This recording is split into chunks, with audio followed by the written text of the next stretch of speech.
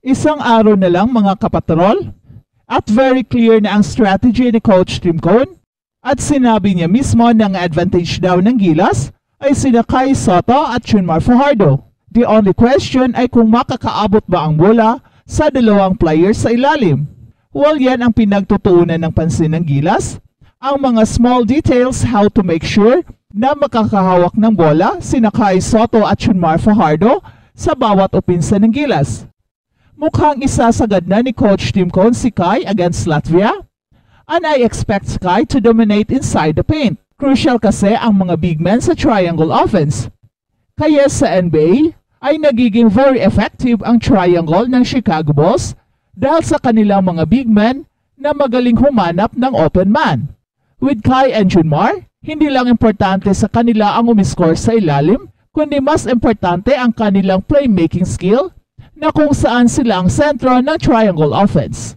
Tinutuon ni Coach Tim Cone ang kanyang sinabi na gagawin niyang main man ang ating idol sa Gilas.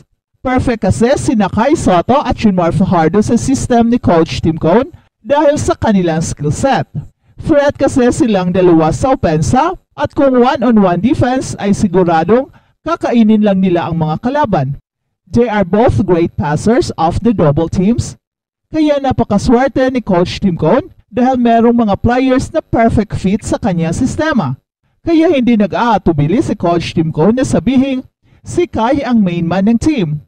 Dahil kung ito'y maggampanan ng husto ni Kai, ay siguradong mananalo ang Gilas. Kaya sa kanilang mga practices sa Latvia, ay nirepaso nila ang different angles sa mga entry passes. And according sa ating source, ay merong marching order si Coach Tim Cone sa lahat ng players na ipasa ang bola kina Kai Sotto at Junmar Fajardo kung sila'y open. Ganito kalakas ng Gilas dahil nakafocus ang team kung papaano ma-involve ang dalawang big men natin na siyang advantage ng Gilas, pero huwag rin natin kalimutan na meron tayong Justin Brownlee, ang heart and soul ng Gilas Pilipinas. Huwag rin kalimutan si Dwight Ramos, who is the leading local scorer. At huwag ring ismulin ang scoring capabilities ni Sergio Perez, Chris Newsome at Calvin Oftana, who can explode anytime. Ganon rin ang outside shooting ni Carl Tamayo, Kevin Kimbao at Mason Amos. So in other words, ay napakalakas ng Gilas ngayon at lahat pa malalaking players. And speaking of malalaking players, ay huwag rin kalimutan ang veteranong si Japet Aguilar to provide instant offense and shot blocking when Kai and Junmar are on the bench. Watching Latvia play in FIBA World Cup, I am convinced na on defense ay walang makakapigil nila Junmar at Kai sa ilalim. Ang advantage ng Latvia ay ang kanilang deadly outside shooting na kung saan ito ang pinakamalaking challenge para sa Gilas defensively. Sa mga bashers, well, ito lang ang aking masasabi.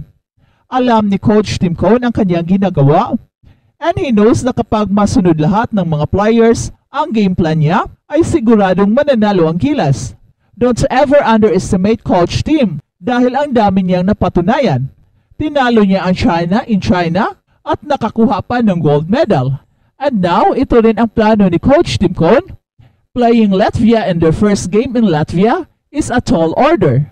Nandiyan pa ang expected full house arena na pro-Latvian crowd, kaya napakahirap ng first game ng Gilas, pero palaban ang team at lahat in the same page. Isa lang ang misyon ng Gilas, at yan ay ang makapasok sa Olympics after 5 decades of absence. Ito na ang game na pinakahinihintay ng NBA na kung saan makikita nila kung papaano maglalaro si Kai.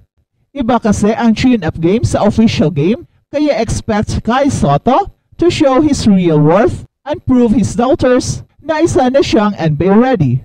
Sa mga nagtatanong sa schedule, ay sa June 4 at 12 AM Philippine time ang laro ng Gilas versus Latvia.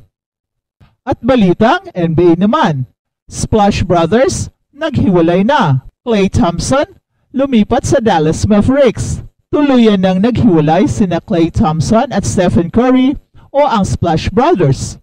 Opisyal nang iniwan ni Klay Thompson ang Golden State Warriors at lumipat siya sa Dallas Mavericks na pinangungunahan ni Luka Doncic at Kyrie Irving. Ang kontrata ng nasabing shooter ay tatagal ng 3 taon at nagkakahalaga ng $50 million. Free agent Klay Thompson plans to join Dallas Mavericks on a 3-year, $5 million deal with a player option. At yan ay ayon kay Adrian Wojnarowski ng ESPN. Sa paglipat ni Klay Thompson, ito pa lang ang kauna-unahang beses na siya ay lumipat ng koponan. Iniwan na nito sa Warriors sina Stephen Curry at Draymond Green na nakasama niyang sumungkit ng ilang kampyonato. Lumubog na ang araw sa Splash Dynasty. It isn't always easy to tie a bow on an era. Bill Russell and Michael Jordan pulled it off, retiring to put full stops on their respective teams' great runs, but they might stand as exceptions. May ilang nagsasabing ang isang dynasty ay natatapos sa huling kampyonato nito, na parehong nangyari sa Boston Celtics ni Bill Russell noong 1969 at ng Chicago Bulls ni Michael Jordan noong 1998. Ang iba naman ay nakatutok sa pinakamaliwanag na pagpapaalam na ang Golden State Warriors ay natalo sa kanilang play-in game laban sa Sacramento Kings ng 24 points. At marami ang itinuturing na wakas na ito ng mahabang run ng Golden State Warriors, ang pag-alis ni Klay Thompson. Siya ang unang umalis sa 3 pangunahing players na nagsimula at naging bahagi ng lahat ng ito, sina Stephen Curry, Draymond Green at Klay Thompson. Sure, Kevin Durant came and went, and his 2 finals MVP trophies make Durant's case as an essential member. But the bandwagon was rolling when the lanky sharpshooter jumped aboard, and to almost everyone's surprise, it didn't stop when Kevin Durant left. This time, this exit hits different. Si Klay Thompson ay dumating noong 2011 bilang perpektong katandem sa backcourt para kay Stephen Curry na maliksi at madulas. Nagdala siya ng galing sa catch and shoot, depensa, isang tiyak na matapang at ang kanyang dedikasyon sa kupunan ay tila kakaibang naibigay sa modernong professional sports. At si Draymond Green ay sumunod, 1 taon pa lang pagkatapos, isang natatanging player at nagbigay ng pambihirang performance para sa team. Habang si Chris Paul, pinili ang karampot na sahod tawid sa San Antonio Spurs. Aalis na ng Bay Area si Chris Paul. Hindi nagresulta sa championship ang pakikipagtambalan niya kina Stephen Curry, Klay Thompson at Draymond Green sa Golden State Warriors. Nakaisang season lang si Chris Paul sa Warriors pero ini-waive na siya ng team. Tatanggap sana si Chris Paul ng $30 million sa Warriors sa 2024-25 season.